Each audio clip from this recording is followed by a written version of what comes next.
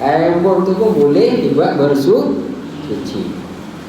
Ni bukan cerita bab ni sikit lah, ni ilmu lah. Patut cerita ambil sebagai ambil ilmu.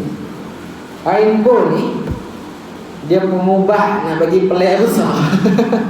Betul. Ni cerita kalau duduk kat tani dia ubah betul. Ni ilmu orang jangan nak fikir kuning pula.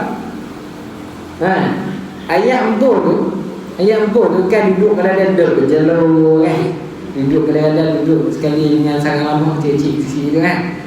Ayat embun tu kalau tersapu dia boleh bagi pelan besar. Agak nampak pelan macam ikan bilis tu. Boleh diterai bagi-bagi. Bagi jenis orang. Tu je tu. Tapi betul. Ayat embun tu boleh membesarkan muha punya pelan. Tu. Kalau pagi-pagi lepas subuh nampak kawan muha tu tapi selak tu. Tidak lah tu. Duk sapu ibu kat Batam boleh. Dia. Kita tanya dia, masa mana sapu Batam baru?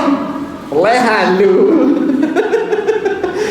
Tapi betul, tadi ubah dia.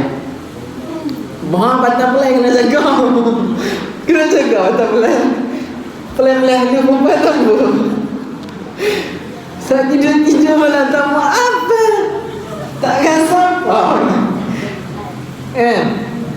Litah apa masuk duit ni. Takkan saya. Kena jaga. Bukan ilmu. Lawak juga ilmu. Tak mau jadi masa ke depan ini masalah ke Tuhan. Nah, jangan duk fikir kau lain, fikir ke buruk, fikir benda elok. Ilmu. Tak kira buat sungguh pula tu. Pagi-pagi makan duk ramai-ramai beratur. Kemah balik. Muha ada apa tu? Membesarkan pelik.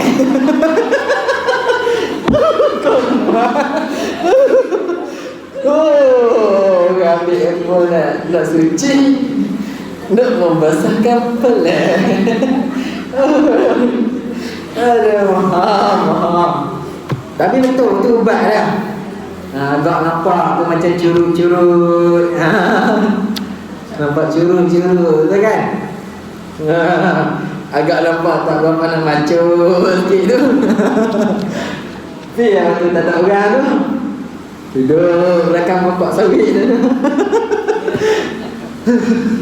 Tu nak carilah padang-padang kan.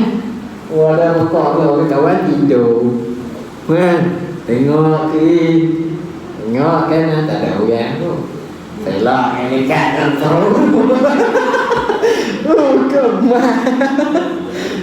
Aduh. Kawan dia tak tu, kawan dia ni, dia kendak nak nikah. Buat apa tu Mira? Mira membesarkan pelik. Aduh. Tapi betul tu ubat dah. Tu ubat dah. Betul, orang tani banyak buat tu. Pasal saya mengaji tani. Budak-budak pondok kan nakal sikit banyak tu. Dia cerita kata mu boleh kecil besar ni dia ambil embung tu bertambah besar. Andai kemah tu bukan pakai tak kutip. Pak tengok jenis kelana lah. Dia dah seorang tu kan, seorang luar tu dia gelap lagi bawa tu.